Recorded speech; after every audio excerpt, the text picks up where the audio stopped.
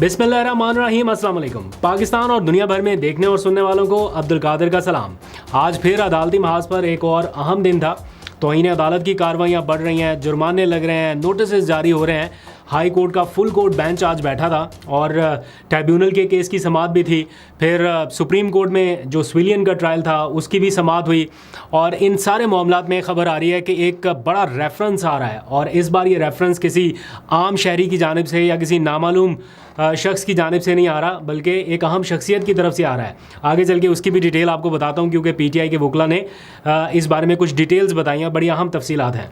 लेकिन उससे पहले थोड़ी सी बात कर लेते हैं इस्लामाबाद हाई कोर्ट के आज की सरप्राइज कार्रवाई के बारे में। आज बाकी अदालती केसेस की कार्रवाई के दौरान ये खबर मिली कि इस्लामाबाद हाई कोर्ट ने जस्टिस तारिक महमूद जहांगीरी के ख़िलाफ़ ये जो सोशल मीडिया मुहिम कुछ दिनों से जारी है उसका नोटिस लिया है और इदारा जाती रद्दअमल देने का फ़ैसला किया गया है। ये 2 दिन से इंतज़ार किया जा रहा था कि बहुत सारी सोशल मीडिया कैंपेन चल रही है, लेकिन इसके ऊपर रद्दअमल नहीं आ रहा, रिस्पांस नहीं आ रहा। इस्लामाबाद हाई कोर्ट का कोई एलामिया क्यों नहीं जारी हो रहा? तो इंतज़ार किया जा रहा था वीकेंड ख़त्म होने का, तो पहला वर्किंग डे मंडे को यानी आज ये एक्सपेक्ट किया जा रहा था कि कुछ ना कुछ इस बारे में ज़रूर होगा, और एज़ इट इज़ फिर बाद में हुआ भी। चीफ जस्टिस आमिर फारूक की सरबराही में फुल कोर्ट बेंच बैठा। वैसे तो 8 जजेस हैं इस्लामाबाद हाई कोर्ट में, लेकिन जिस जज के ऊपर इल्ज़ाम है उसको छोड़ के बाकी तमाम जजेस को बेंच में शामिल किया गया और एक इदारा जाती रद्दअमल के तौर पे आज इसकी समाअत हुई।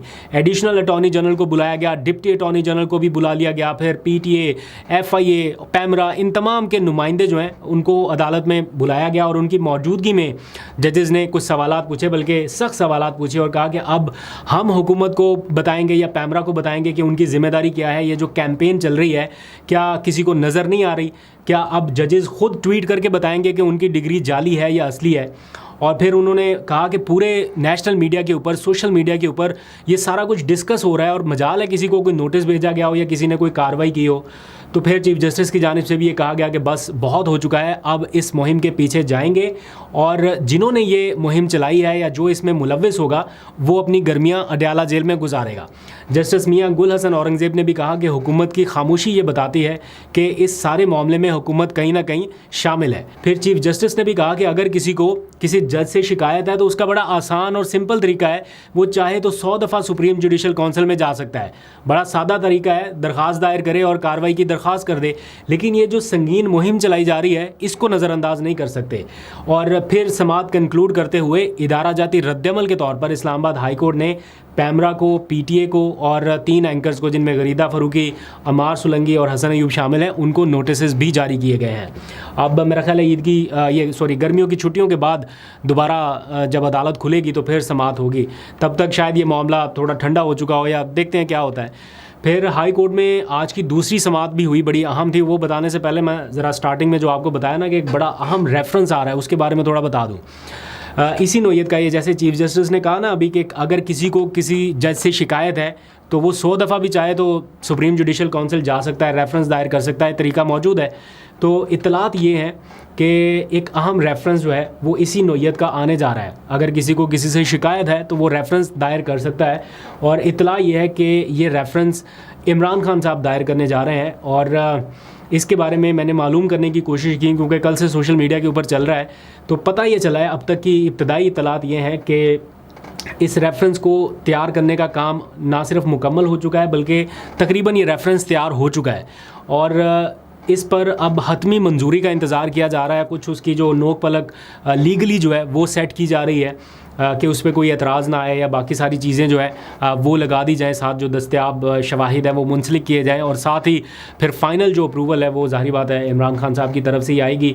बाकी डिटेल जो है वो उनके वकला आपको बताएं, वो ज़्यादा बेहतर रहेगा। लेकिन कल से ये जो ख़बरें गर्दिश कर रही थी इनकी मैंने तस्दीक की है और ये पता चला है कि ये चीज़ें पाइपलाइन में हैं और इसकी अप्रूवल इमरान खान साहब की तरफ से मतलब इनिशियल अप्रूवल दी गई थी, अब फाइनल अप्रूवल का वेट किया जा रहा है, क्योंकि वकला की तरफ से वो बता रहे हैं कि काम मुकम्मल हो चुका है और आने वाले चंद दिनों में आपको इस बारे में हकीकत पता चल जाएगी, अगर इजाज़त मिली तब भी, अगर इजाज़त ना मिली तब भी। अब आ जाइए वापस इस्लामाबाद हाई कोर्ट की तरफ, एक केस का बता के फिर सुप्रीम कोर्ट की तरफ जाएंगे, क्योंकि वहाँ पे मिलिट्री ट्रायल का केस भी था।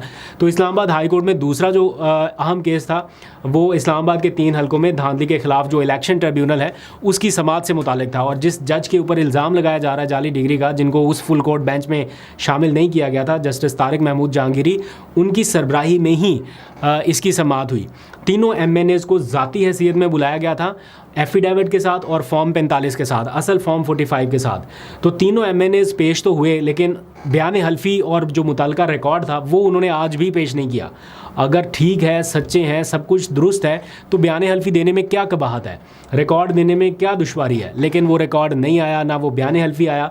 तो आज अदालत ने लीगी MNAs पर जुर्माने भी आयद किए हैं। तारिक फजल चौधरी पर, राजा खुर्रम नवाज़ पर 20-20 हज़ार रुपये के जुर्माने आयद हो चुके हैं। इससे पहले मेरा ख्याल है रिटर्निंग अफसरान पर भी जुर्माने आयद हो चुके हैं और वो गालबन भर भी चुके हैं।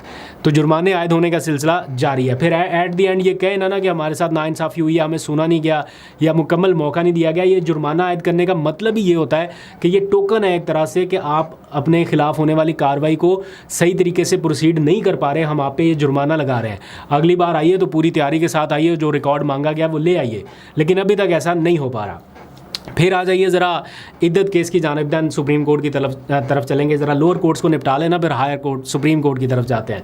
तो आज इद्दत केस एक बार फिर लटक गया है। जो तरीके हैं ना इसको डिले करने के, टैक्टिक्स हैं, वो चल रहे हैं उसी तरह से। और एक तरफ तो इस्लामाबाद हाई कोर्ट का हुक्म है कि 12 जुलाई तक इस केस को कंक्लूड करना है, फ़ैसला सुनाना है। दूसरी तरफ जो खावर मानेका के वकील हैं वो इस्लामाबाद हाई कोर्ट रजू कर चुके हैं कि जनाब ये जो टाइम की आपने पाबंदी लगाई है ये ख़त्म कर दें, इतनी जल्दी ये केस नहीं कंक्लूड हो सकता। और अभी इस्लामाबाद हाई कोर्ट की तरफ से कोई रिस्पांस नहीं आया, वो केस फिक्स भी नहीं हुआ। लेकिन इस दौरान क्या हुआ, आज जब केस की समाअत थी तो खावर मानेका के जो वकील हैं उन्होंने इस समाअत को लंबा खींचने के बहाने ये दरख्वास्त कर दी कि चूँकि मुहर्रम है, मुहर्रम के एहतराम में वो अपना काम नहीं कर सकते। अमूमन ऐसा होता है 9-10 मुहर्रम को ये छुट्टी होती है या काम काज बंद होता है, लेकिन उन्होंने कहा कि यकम मुहर्रम से ही जो है वो हम इसके एहतराम में काम नहीं कर सकते।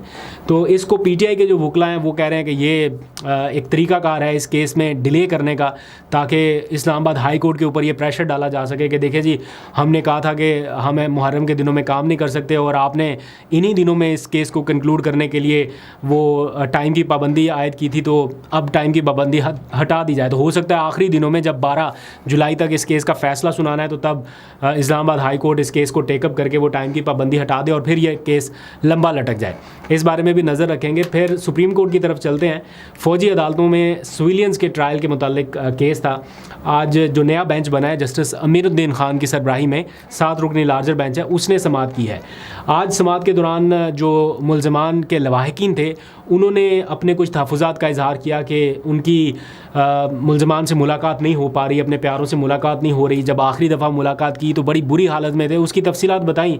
तो अदालत ने कहा, इसके ऊपर रिमार्क्स दिए कि हम चाहते हैं कि इस केस का फ़ैसला एक दफ़ा कर दिया जाए, मतलब केस निपटा दिया जाए ताकि जो भी फेट है वो डिसाइड हो सके। आज अदालत ने पूछा भी वकला से कि क्या आपको इस बेंच के ऊपर एतराज़ है, अगर एतराज़ है तो अभी बता दें। लेकिन सब ने मेरा ख्याल है यही कहा कि नहीं, हमें इस बेंच पर एतराज़ नहीं है और एतमाद का इजहार किया गया इस बेंच पर, जिसके बाद कुछ इनिशियल कार्रवाई के बाद इसकी समाअत जो है वो अब 11 जुलाई तक मुलतवी कर दी गई है। दैट मीन्स कि बहुत लंबा गैप नहीं आएगा, अब 11 जुलाई को दोबारा इस केस की समाअत हो जाएगी।